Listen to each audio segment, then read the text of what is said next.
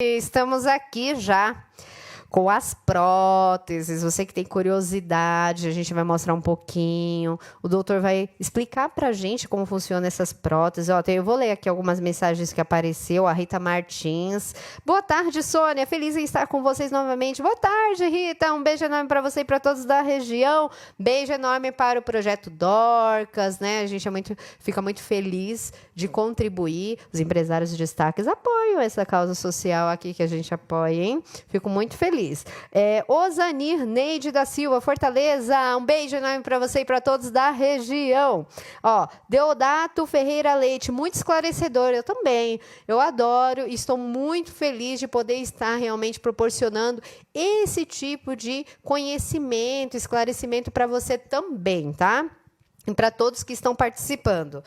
Marcos Gomes, São Carlos, São Paulo, seja muito bem-vindo. Marlene Sampaio, Flores para você também. Bom, eu vou colocar aqui, gente, vão mandando, porque realmente não está aparecendo aqui todas as mensagens. Eu sei que tem muitas mensagens, mas vão mandando, que quando for aparecendo, eu realmente vou ler, tá? Tenho o maior prazer de ler.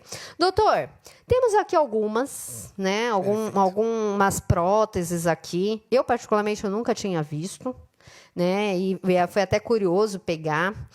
Explica um pouquinho sobre cada uma delas aqui. Essa daqui, por exemplo, a gente vê que é um formato que a gente imagina realmente um seio, né? Exatamente. Essa é uma prótese que a gente chama de prótese anatômica, né? Que é uma prótese que tem o maior volume dela aqui na região de baixo, igual uma mama, e menos projeção aqui na região superior. A gente divide, na verdade, as próteses, classifica ela com base de 3 coisas principais. A textura dela, então a gente tem próteses que são mais rugosas, que são texturizadas. Aí essa textura varia desde uma macrotextura, que é uma textura mais realmente mais presente, até uma microtextura, nanotextura e próteses lisas, como esse caso. Todas as próteses aqui são de gel de silicone coesível, que a gente chama. Então, se ela romper, ela não é que ela vai vazar dentro do peito, nem nada disso. Ela não, digamos assim, não escorre totalmente. E ela fica presa de alguma forma. De alguma forma, como se fosse uma gelatina, sabe? E a pessoa percebe isso? Algumas pacientes podem perceber devido a algum desconforto e tal, mas normalmente a gente sempre pede um exame para confirmar isso, como ultrassom de mamas e tal, numa suspeita de uma ruptura da prótese, que é algo extremamente raro. As próteses são bem resistentes mesmo. Eu percebi, particularmente pegando aqui, eu percebo que elas são resistentes mesmo. Por exemplo, esse tipo de modelo, ele parece ser muito legal, mas as pacientes costumam pedir esse tipo de modelo ou não? Não, hoje em dia... Por quê? Justamente pela ausência de volume aqui nessa região superior da prótese, né? Ela é anatômica, ela imita muito mais um seio natural. E o que as pacientes normalmente buscam com a colocação do silicone, às vezes é ganhar um pouco mais de colo, um pouco mais de projeção no seio. Que e daí, esse daqui não dá, porque... Não traz, porque ele é justamente mais esvaziado aqui na região superior. Aí, normalmente, se opta pelas próteses redondas, né? Que são esse tipo. Então, a prótese pode ser redonda ou anatômica, ela pode ser de superfície lisa ou rugosa, e, além de variar no tamanho, uma outra questão que a gente costuma dizer é com relação ao perfil da prótese, que nada mais é do que o quanto ela é projetada para frente. Tá? Então, você vê que tem próteses que são mais achatadinhas e próteses que são mais projetadas. E essa escolha, na verdade, qual tipo de prótese a gente vai utilizar em cada paciente, depende muito do exame clínico, da largura do tórax da paciente, do que ela deseja, se ela realmente deseja uma mama mais projetada, com um colo mais marcado, ou não, se ela quer algo mais natural. Tá? Então, tudo isso vai variar. Aqui a gente tem, por exemplo, uma prótese maior zona, de 375 ml. Essa é de 375? Isso, 375. Essa é a maior de todas ou não? Não. Tem próteses até de 600, 700 ml. E tem pessoas que colocam? Tem pessoas que colocam, e tem pessoas que colocam e até fica bom, porque às vezes a pessoa é maior, realmente, pessoas mais altas, de 1,80. Em alguns casos, por exemplo, de pacientes que não tem nada de mama ou perderam a mama por câncer, a gente acaba utilizando próteses maiores, dependendo do caso. Mas a média não é essa. A média realmente é prótese por volta de 300. De 300, essa é a média, o mediano, isso, então. Exatamente. O normal de escolha para a paciente brasileira costuma ser em torno de 300 ml de prótese. Qual é a que mais sai, assim, digamos, dessas aqui que você trouxe, que se torna, de certa forma, as queridinhas, né? O queridinho, assim, das pacientes, quando fala assim, eu quero colocar um silicone, né? E a que realmente agrada mais. Normalmente o que agrada mais, então, são essas próteses redondas, né? Em que a gente consegue ter um pouquinho mais de projeção de colo, marcar um pouco mais o colo da mama, em torno de 300, 325 ml, 280 em alguns casos. E próteses, a tendência atual é usar próteses menos texturizadas, próteses Exemplo. de micro. Por exemplo, essa aqui é uma prótese lisa. Lisa Sim. não se utiliza muito. A gente usa próteses texturizadas para microtextura ou nanotextura, que a gente percebe menos a rugosidade da prótese. Ela dá menos reação, digamos assim, no organismo, quanto menos rugosa. Próteses muito rugosas, de poliuretano, que são próteses mais como essa aqui. Essa daqui que é muito grossa mesmo, ela é grossa mesmo. Elas causam uma reação inflamatória maior. Né? É mesmo? Exatamente. Existe essa possibilidade também? Existe. Por isso que a tendência hoje em dia é utilizar próteses de microtextura ou nanotextura. Qual que é a microtextura e nanotextura? Por exemplo, essa daqui, que você passa a mão e você não sente tão bem. Essa também. É diferente mesmo, gente, a textura, hein? Essa daqui, então, é a... Essa é uma prótese de microtextura e essa aqui microtextura, que ela não é lisa igual a essa, e ela tem essa é um revestimento, um revestimento, né, digamos assim, né? E essa daqui? Também, essa é uma de microtextura. Que é diferente, essa é mais preenchida, né? Só que essa é mais preenchida e maior. É o que a gente costuma utilizar mais hoje em dia. A projeção. Tem menores do que essa ou não? Essa daqui? Tem tamanhos até de Qual 100. é o menor, o ml menor? Esse aqui a gente está falando de... Em termos quanto aqui? 200, 300? Essa aqui, por exemplo, é uma 180. Essa é 180? 195. 195 essa? Exatamente. E... Tem menor que isso, tem 150, por exemplo, e caso você precise de tamanhos menores, as empresas até podem fornecer, mas não na grade normal. Não é uma grade normal, seria algo bem específico, exatamente. Na verdade. Em geral, né? 150, se eu não me engano, a maioria das empresas tem. Para baixo disso, realmente precisa pedir para fabricar e eles trazerem. Aí é algo muito Demora específico, demora um pouco mais. Quanto tempo, mais ou menos? Olha, na verdade, eu nunca precisei colocar menor que isso, mas eu imagino que questão de um mês, mais ou menos. Porque às vezes a pessoa, por exemplo, no meu caso específico, quando eu tomar coragem, gente, eu tô aqui me preparando, eu tô vivendo essas experiências para tomar coragem. Lógico que eu não quero realmente nada muito exagerado. Eu acredito que muitas pessoas que estão em casa também, às vezes falam assim, eu sou mãe, ou eu quero colocar silicone, mas eu não quero nada exagerado. Eu quero que pelo menos atenda essa necessidade. Ou do preenchimento, né? E com a possibilidade de ajustar a pele para a sustentação, já que a gente já aprendeu que o silicone não sustenta, né? Perfeito. É isso mesmo. Então, por exemplo, talvez um desse, eu imagino que ficaria muito grande em mim, até esse daqui.